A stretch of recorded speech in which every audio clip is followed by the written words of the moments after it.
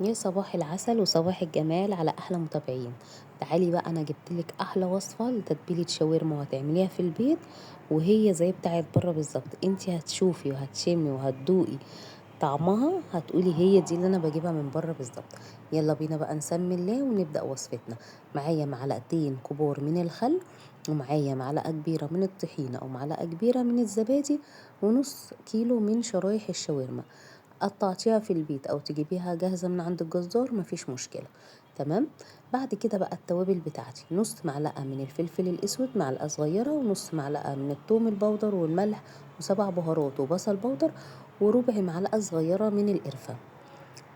كده دي التتبيلة بتاعتي اللي انا هتبل بيها الشاورما قبلها بيوم، بالكتير قوي 4 5 ساعات، علشان لازم انسجة اللحم شوية تبقى متبلة وتاخد وقتها شوية في التتبيلة. انزلي بقى بمعلقة الزبادي وعليهم معلقتين الخل، معلقة الطحينة، وتبلي كل ده وقلبي كل ده ودوبي جامد قوي مع بعضه. وبعد كده بقى انزلي بالبهار: الفلفل الاسود والثوم البودر وسبع البهارات والبصل البودر والملح والقرفة. دوبي كل ده، وعندك اللحمة بتاعتك الشاورما تكون مغسولة ومتصفية كويس، وابدأي انزلي بيها بالتتبيلة ديت، وغطيها كويس فيها كلها تبقى متبلة. تمام. اهم حاجة يا جماعة في تتبيله الشاورما ديت ان انا ما كترش من الخل، ولو انا عوزت ازود من الملح شويه عشان لما اجي اسويها ما تاخدش معايا وقت ابقى ازود بعد ما تستوي. طريقه التسويه بقى: هاتي صينيه حطي فيها معلقه كبيره من الزيت ونص معلقه صغيره من اللية.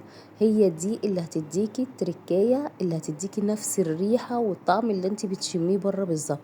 انا بجيب لك اكل بره وبطبقه لك في البيت تعمليه بكل نظافة وبكل كده حاجة انت ضمناها وجايبة الحاجة وانت عارفة مصدرها ايه. حطي بقى كده الشاورما بتاعتك خديها تشويحة حلوة. اهم حاجة ان انا اعلي النار اول ما احطها، وبعد كده بقى هتلاقيها تبدأ تستوي معايا كده، وتبدأ اللحم بتاعي ان هو يخش في السوا. هبدأ انزل معاه ببصلاية متقطعة شرايح، هقلبها برضو مع الشاورما بتاعتي. وكل ما بحط حاجة بوطي بقى عليها، وبغطي طبعا ايه، بغطا كده حلة او غطا صينية عندي، علشان الخضار يدبل والشاورما شوية ايه تستوي على البخار شوية. هقلب بقى الشاورما كده مع البصل مع الفلفل، وهنشوف بقى شكلها ولونها هيبدأ يدبل كده.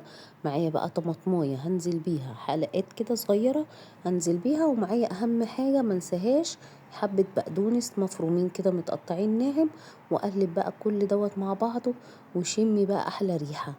تمام. وغطيها بقى شوية كده، وسيبيها بقى تستوي على نار هادية كده. خلاص الشاورما بتاعتي جاهزة لأي حاجة انت عايزة تعمليها فيها، بسندوتشات أو تعمليها مع رز أصفر. عملت بقى معاها كده شوية بقى ستريبس، كنت متبلاهم بمعلقة زبادي وملح وفلفل وكاري. تبلتهم بقى لان انا هعمل شويه سندوتشات بقى فاست فود كده، حاجه كده ايه بيتي، بس حاجه مضمونه وحاجه كده نظيفه في البيت وانا عارفه انا عاملاها ازاي. تعودي دايما اعملي لولادك كل اللي نفسهم فيه في البيت، مفيش حاجه صعبه، وانتي ما يصعبش عليكي حاجه يا ست الكل. تمام. حمرت بقى شويه بطاطس كده رايقين، وعملت بقى جبت الشاورما بتاعتي شايفين حكايه، مع حبه طحينه مع حبه الاستريبس اللي حمرتهم والكاتشب والمايونيز بقى مش قادره اقول لكم، واعملي احلى سندوتشات. عملت بقى بطاطس كده على الستريبس، وعملت شاورما بقى في الكايزر كده بالطحينه، وعملت كمان ايه بقى، عملت اختراع، عملت بطاطس وعليها صوص جبنه شيدر، كان حكايه. تمام.